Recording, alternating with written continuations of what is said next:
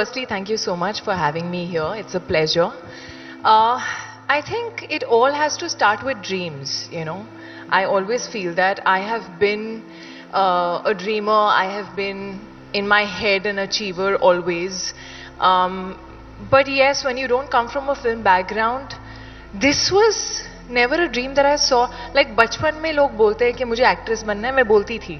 I used to watch Madhuri Dixit and her songs and copy them. I used to always be into dance, but acting was never something that I thought of seriously at all.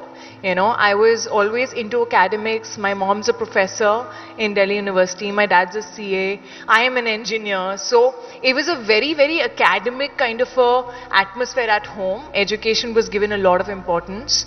And this is something that kind of just happened. Someone just told me, you've got the height, you've got the face, why don't you start modeling? And I was like, okay, I'm not really sure if I want to be a model, but yeah, it could be an experience. So I started modeling while I was in my BTech, second year. And I did some TV ads and whatever little bit of acting was there, I really enjoyed it. And I felt I could do it. And I felt I really loved being in front of the moving camera. And that's where that acting bug kind of caught me. And I was like, okay, this is something that I really like. I think there are very few percentage of people in the world in general who find their passion and find their calling and realize it, and then they do it every single day of their lives.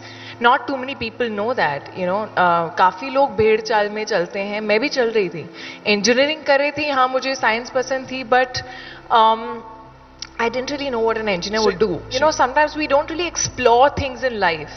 And we don't really find our passion, and then what we do, okay, life mein kuch to karna hai. So, okay, I like science, I like computer science, let me just do this. I didn't really know what exactly an engineer would do. I even sat for placements, by the way, and I got like 2 job offers. But I have always been someone who, no matter what I'm doing, I think it's been ingrained in me that I have to give it my 100% and do it really right. So yes, I was one of those geeky students. I was one of those front benchers who had to sit on the last bench only because she was tall. Yeah, I had to, I wouldn't sleep before the exams. I would stop eating. I would really had to finish my course.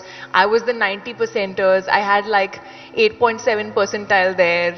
So I was one of those geeky people who really was a nerd and kind of was proud of it. So I don't think I was thinking of the National Award. Yes, I must say that my director Lakshman Uttekar genuinely, while we were shooting the film, told me multiple times, and he used to call me Mimi, and he still calls me Mimi.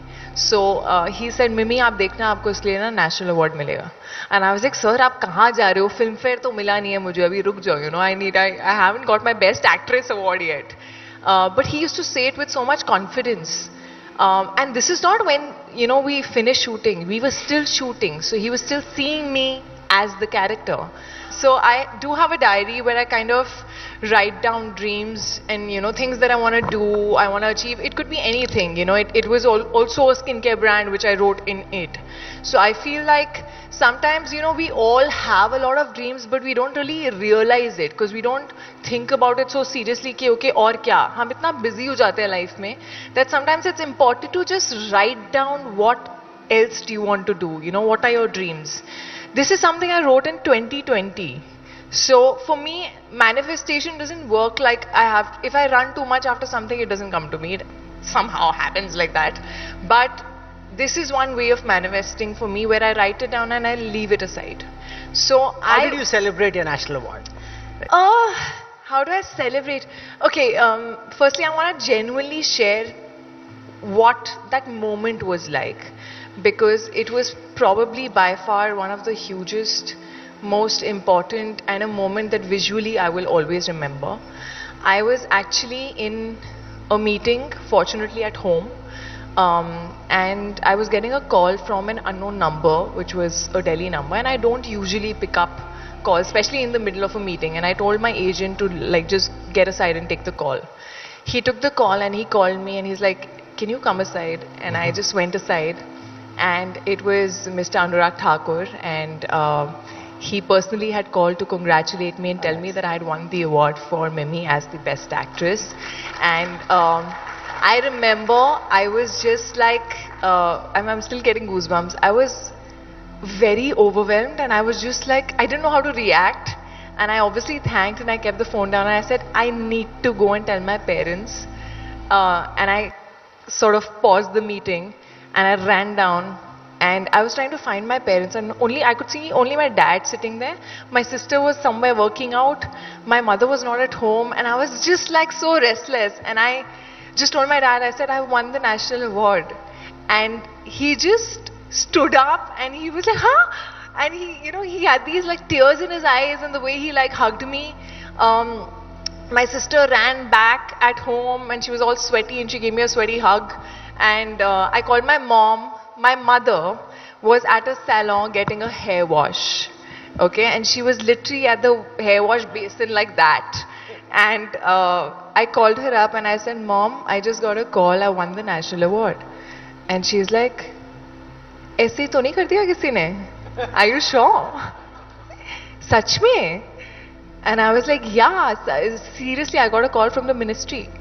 And he was like, oh, acha, मैं आती हूँ. सबसे ठंडा reaction, huh? Because obviously she was in the basin like that.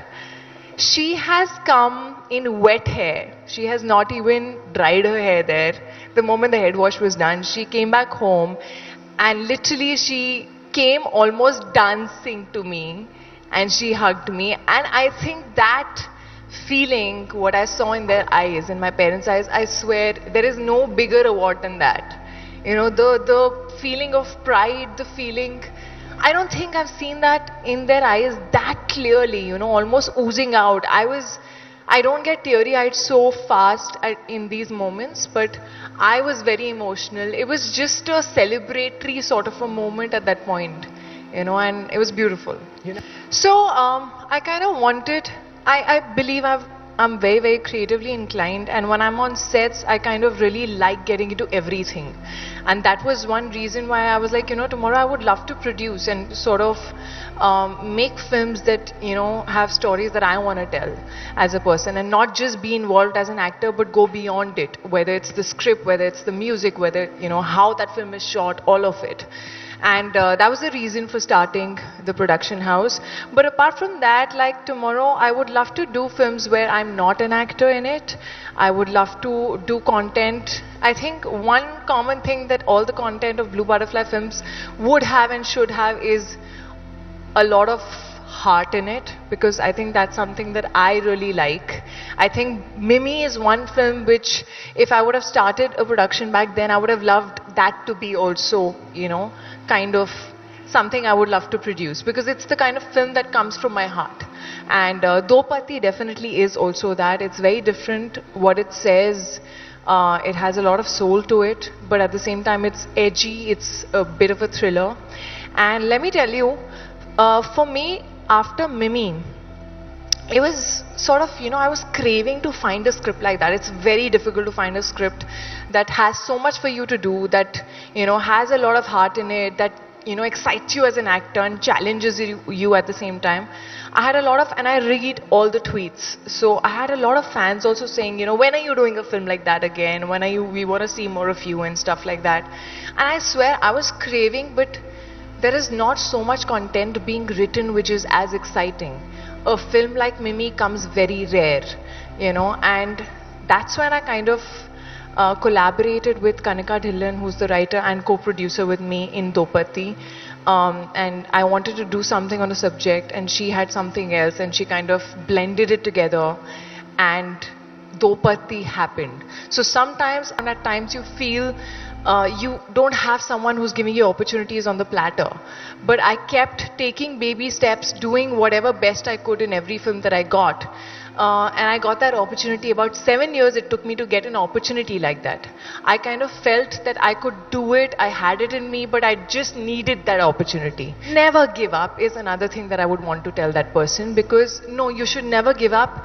It may not happen as early as you would want it to, and sometimes we all get restless and we want it all now, but it will happen at the right time. Just wait for it, believe in it, and just keep working. I feel like you have to keep evolving yourself, making yourself better at whatever you do. So you can't just sit and cry about it. You do the next big thing. So every step you're taking closer to your dream, you are moving ahead. You know, even if you're falling, you're moving ahead. So it's okay to fall, it's okay to fail, but just keep growing, keep working at yourself, because one day, you know, whenever God feels like you're ready for that opportunity, it's just going to come in front of you, and you're just going to feel like, okay, you know, maybe it's come now because I'm ready for it. So I think it all turns out for the best. I always feel like, you know, whatever happens in life is for good and for the best, but you have to not let that fire get dimmed. You have to just keep striving.